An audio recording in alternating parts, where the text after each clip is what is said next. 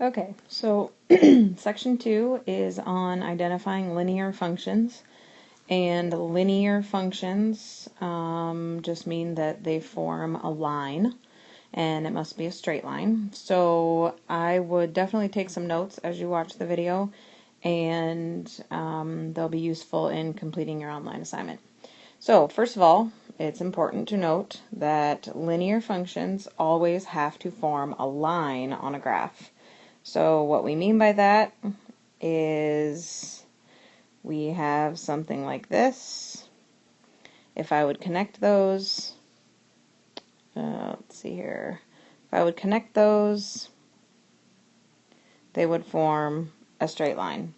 And that line can really be going any direction except a vertical line that is that one doesn't work. But anything else would be linear.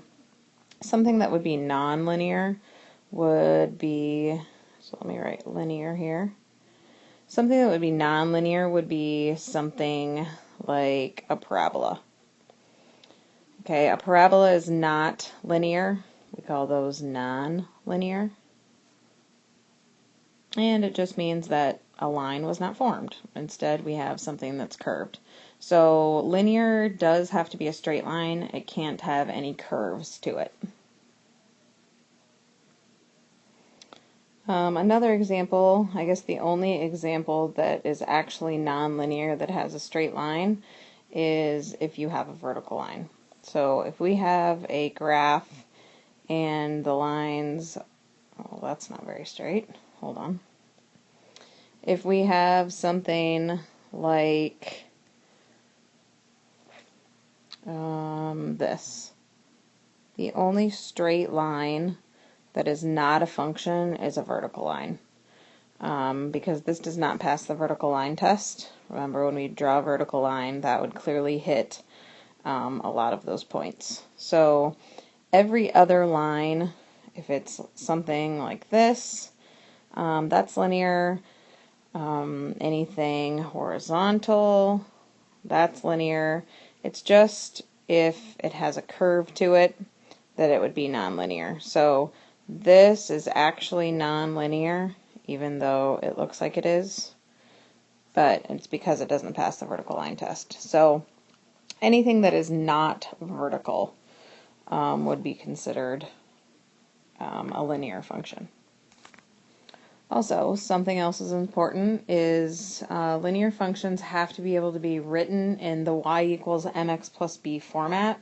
And right now that doesn't mean anything to you, but you will get used to the y equals mx plus b format. We will be using that a whole bunch in this chapter as well as the rest of the year. But it basically just means that it has to have like a constant rate of change. So what that means is if I had y equals 2x plus 2.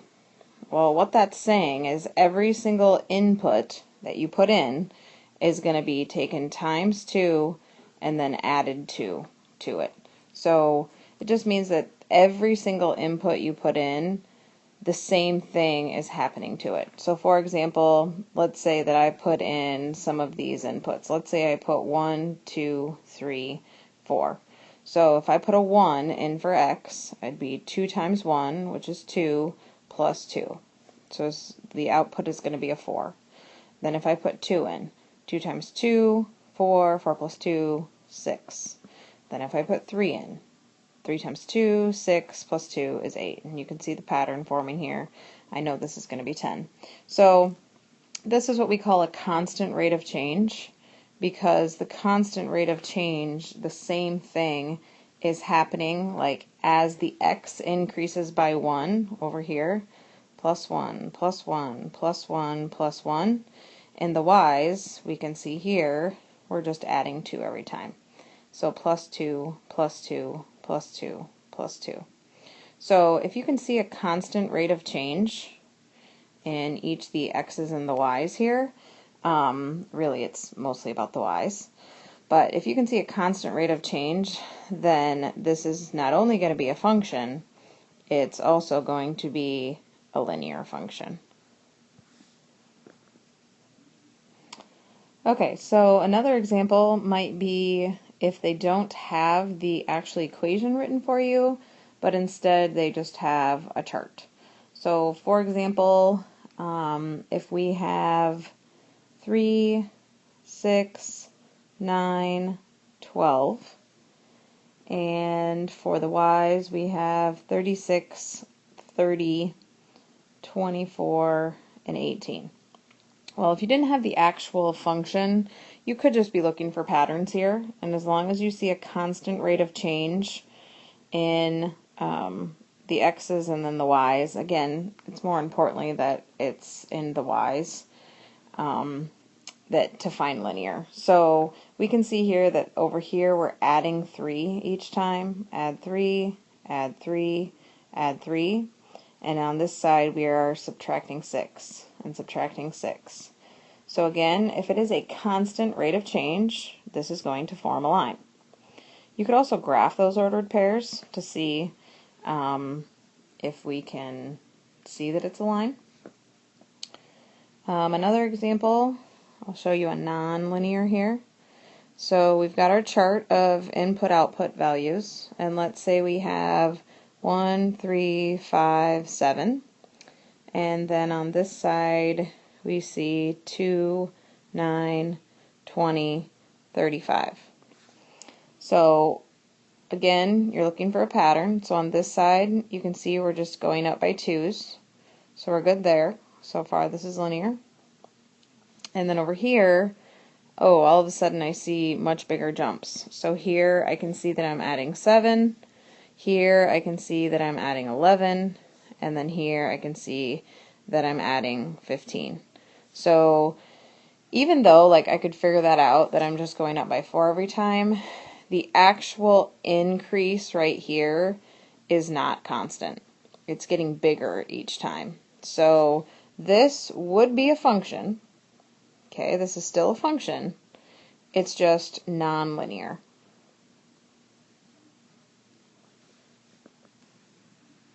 Okay, so there are a lot of linear functions, and it would take me forever to list out all the things that could possibly be a linear function. So it's much easier to list what you can't have in the actual equation if it's going to be linear. So the first no-no is if you see square roots. If you see the square root of any variable, this would come out non-linear. Okay, it can still be in a function, but it would come out nonlinear. And it's important to see that the variable is underneath there. I could have like, something like the y equals the square root of 4, and that's okay because I can solve the square root of 4. But if the variable is under there and it's square rooted, this is going to come out nonlinear.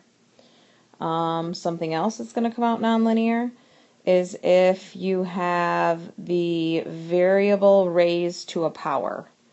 So like when we have something like 4 squared, we know that that's 4 times 4, which is 16. So again, this is okay, but when you have the variable raised to a power, so anytime that the variable is the power, or the exponent, it's going to come out nonlinear. Again, it's still a function, just nonlinear. Okay, something else that's going to come out nonlinear is if you have the variable in the denominator.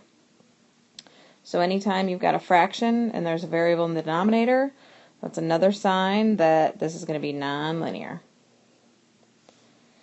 Okay, and I think that is it. Oh, and if we have squareds. So something like y equals x squared. Anytime you have a power in there, again, it's the variable being raised to the power. That's automatic non-linear.